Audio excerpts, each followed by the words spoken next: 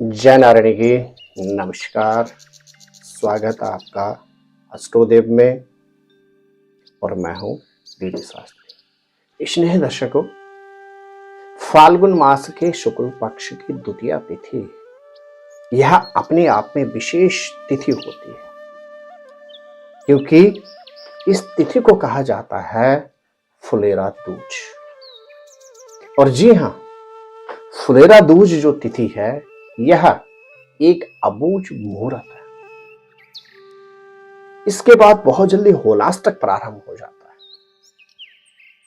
या ये कहा जाए कि संवत्सर का यह अंतिम एक ऐसा पर्व या दिन होता है जिस दिन आप कोई भी मांगलिक कार्य प्रारंभ कर सकते हैं। जी हां स्नेह दर्शकों, फाल्गुन मास के शुक्ल पक्ष की द्वितीया तिथि को फुलेरा दूज तिथि के रूप में मनाया जाता है। हमारे धर्म शास्त्रों में विवरण मिलता है कि इस दिन भगवान श्री कृष्ण ने राधा रानी जी के साथ, श्री जी के साथ में फूलों की होली खेली थी। अर्थात यह एक ऐसा आनंददायक दिन है जिसमें यदि आप विवाह से संबंधित कोई कार्य करते हैं, गृह प्रवेश, मुंडन, व्यवसाय से संबंधित यदि कोई भी कार्य करते हैं, तो निश्चित आपके जीवन में सदैव समृद्धि बनी रहती है। और समृद्धि तो बनी ही बनी रहती है, भगवान श्री कृष्ण के साथ राधा रानी जी की भी आपको अनन्य कृपा प्राप्त होती है। स्नेह दर्शकों, आज का यह एपिसोड हमारा है फुलेरा दूज के विषय में। जी हां, वर्ष 2024 में मंगलवार 14 फरवरी को, माफ कीजिएगा, मंगलवार 12 फरवरी को फुलेरा दूज संपन्न किया जाए। इस दिन का अपने आप में विशेष महत्व है। यदि आप इस दिन गृह प्रवेश करते हैं, इस दिन आप विवाह से संबंधित अर्थात सगाई करते हैं अथवा विवाह करते हैं, चूड़ाकर्म संस्कार अर्थात मुंडन संस्कार करते हैं, किसी भी कार्य की प्रारंभता अर्थात व्यवसाय की शुरुआत करते हैं, किसी यात्रा पर जाते हैं, तो निश्चित यह दिन आपके लिए हर तरह से उन्नति और समृद्धि का कारक होता है। स्नेह दर्शकों, सनातन धर्म के धर्म ग्रंथों के अनुसार कहा जाता है इस दिन भगवान श्री कृष्ण ने ब्रज भूमि में भगवती राधा के साथ पुष्पों की होली खेली थी, इसलिए यह दिन अपने आप में विशेष शुभ है। आइए जानते हैं इस दिन के कुछ विशेष प्रयोग।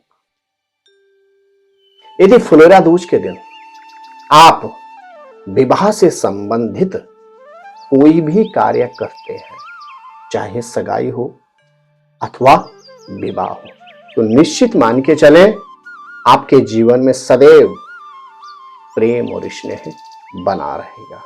साथ ही साथ जो भी व्यक्ति, जो भी बालक बालिकाएं प्रेम विवाह करना चाहते हैं, यदि वह दोनों फुलेरा दूज के दिन व्रत रखते हैं, तो भगवान श्री कृष्ण के साथ राधा रानी के आशीर्वाद स्वरूप यथाशीघ्र उनका विवाह सफल होता है, विवाह हो जाता है और जीवन पर्यंत आपको भगवान श्री कृष्ण और भगवती राधा रानी की कृपा से जीवन में सारे सुख प्राप्त होते हैं। स्नेह दर्शकों, यदि फुलेरा दूज के दिन आप गौशाला में जाकर गौ माता को हरी वस्तुएं अथवा चारा या चोकर इत्यादि खिलाते हैं, तो निश्चित आपके जीवन में हमेशा समृद्धि बनी रहती है, क्योंकि भगवान श्री कृष्ण स्वयं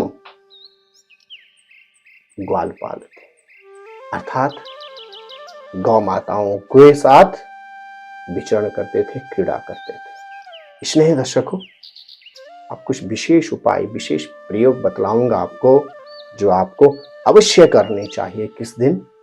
फुलेरा दूज के दिन। यदि आप फुलेरा दूज के दिन भगवान श्री कृष्ण को कृष्ण कमल का पुष्प अर्पण करते हैं तो निश्चित आपके जीवन में सुख, समृद्धि, प्रसिद्धि और उन्नति सदैव बनी रहे।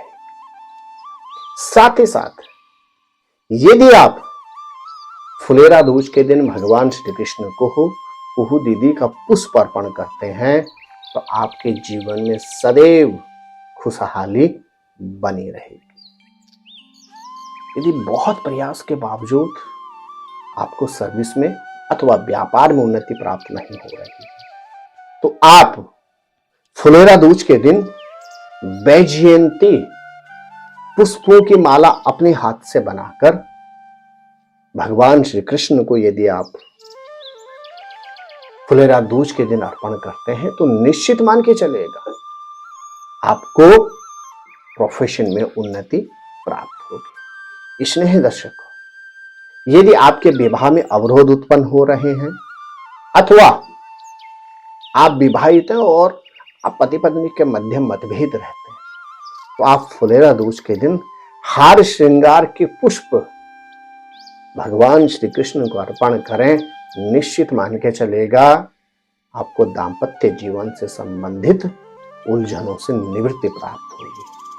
और स्नेह दर्शकों, यदि आप बहुत मेहनत करते हैं और कमाता बहुत अच्छा है लेकिन पैसा जैसे दरवाजे से आता है उसी तरह से खिड़की से निकल जाता है, आप फुलेरा दूज के दिन यदि रजनीगंधा का पुष्प भगवान श्री कृष्ण को अर्पण करते हैं अथवा रजनीगंधा के 2 पुष्प, 2 पौधे, रजनीगंधा के 2 पौधे यदि अपने घर में या आंगन में कहीं भी लगाते हैं तो निश्चित मान के चलेगा आपको जीवन पर्यंत आर्थिक समस्याओं का सामना नहीं करना पड़ेगा।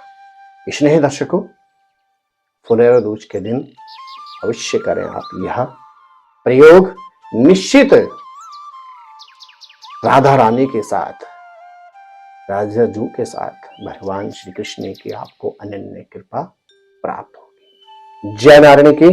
नमस्कार। नमस्कार।